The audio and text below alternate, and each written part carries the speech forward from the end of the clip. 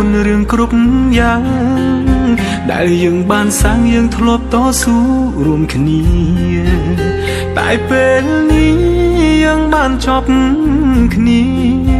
អស់ពេលវេលាមើលថែគ្នាហើយ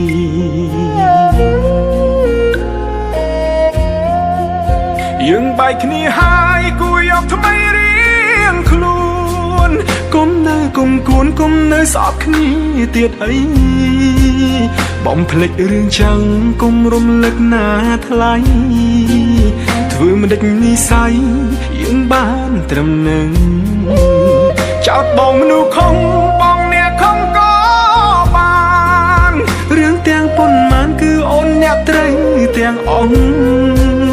បងសុំចិត្តអូនសុំមានស្ងួនឈប់ផុស Facebook ទៀតចង់ហើយឈប់ត្រាមកទេ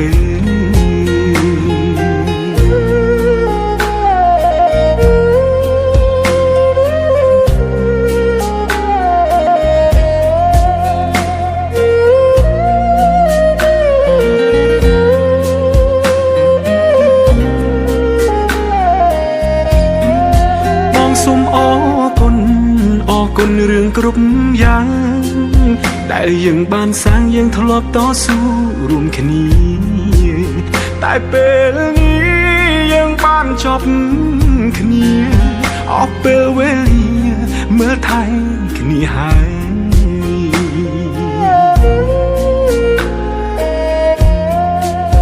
យើងបែកគ្នាហើយគួរយកថ្មីរៀងខ្លួនគុំនៅគុំគួនគុំនៅស្អប់គ្នាទៀតអីបំភ្លេចរឿងចាំងគុំរំលឹកណាថ្លៃធ្វើមិនដេចនិស័យយើងបានត្រឹមនឹងចោតបងមនុស្សខំបងអ្នកខំក៏បានរឿងទាំងប៉ុន្មានគឺអូនអ្នកត្រូវទាំងអស់បងសុំចិត្តអូនសុំមានស្ងួនឈប់ផុស Facebook ទៀតចង់ហើយឈប់ត្រាមកទៅ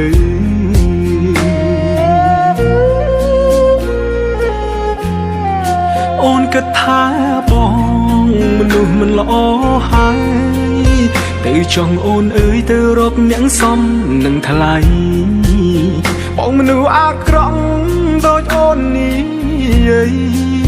ហើយក៏គ្មានអ្វីឲ្យអូនលងឡើយខ្ញុំចាក់ចាញ់ខ្ញុំចាចាញ់ហើយតែខ្លួនអូនអើយឈប់រំលឹកបងទៀតអី